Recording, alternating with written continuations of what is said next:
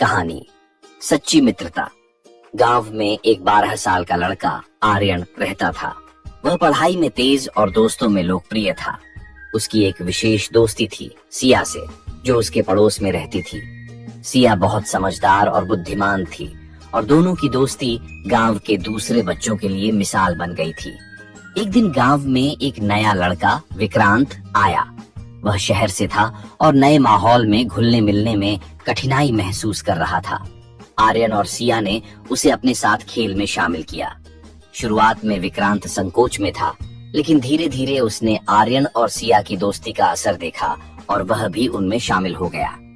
आर्यन और सिया ने विक्रांत को अपने खेलों में शामिल किया। तीनों ने मिलकर खेलना शुरू किया और विक्रांत की मुस्कान वापस लौटने लगी। तीनों का समय हंसी मजाक में बीतने लगा। विक्रांत ने आर्यन और सिया को अपने शहरी जीवन के बारे में बताया, जिससे उनकी दोस्ती और मजबूत हुई। एक दिन गांव में एक बड़ा खेल प्रतियोगिता आयोजित हुआ।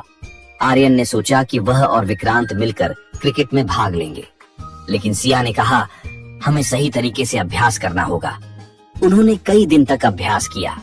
प्रतियोगिता के दिन आर्यन और विक्रांत ने पूरी मेहनत की, लेकिन मैच हार गए।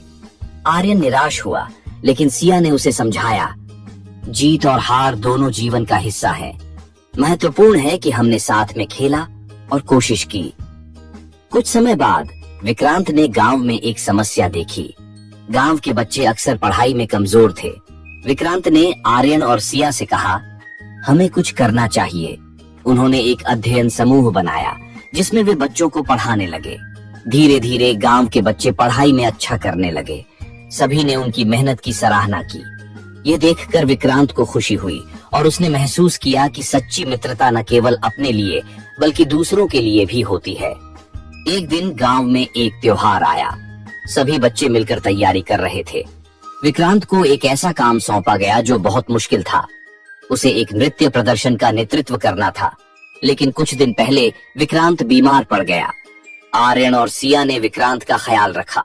वे न केवल उसकी मदद करते रहे, बल्कि उन्होंने नृत्य की भी पूरी तैयारी की। जब त्योहार का दिन आया, विक्रांत ने अपनी बीमारी के बावजूद प्रदर्शन में हिस्सा लिया। उन्होंने तीनों ने मिलकर शानदार प्रदर्शन किया और सबने उनकी सराहना की। इस अनुभव ने विक्रांत को सिखाया कि सच्ची मित्रता में एक दूसरे का सहारा देना कितना महत्वपूर्ण है। आर्यन और सिया ने उसे प्रेरित किया कि कठिनाइयों का सामना कैसे करना है। जैसे जैसे समय बीतता गया, आर्यन, सिया और विक्रांत ने मिलकर कई नई गतिविधियों की योजना बनाई। उन्होंने खेलों में भाग लिया, नाटक किए और समाज सेवा की। उनकी मित्रता और मजबूत हो गई थी। कुछ साल बाद जब सभी बड़े हो गए, आर्यन ने फैसला किया कि वह अपने गांव में एक स्कूल खोलेगा। सिया और विक्रांत ने उसका साथ देने का वादा किया। तीनों ने मिलकर एक नई शुरुआत की। वे समझ गए थे कि सच्ची मित्रता केवल साथ रहने में नहीं, बल्कि एक दूसरे का सहारा बनने में है।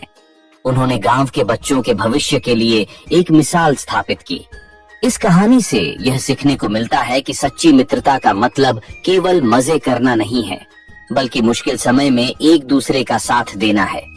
मित्रता में सहानुभूति, समझ और एक दूसरे की मदद की भावना होती है, जो जीवन को और भी खूबसूरत बनाती है।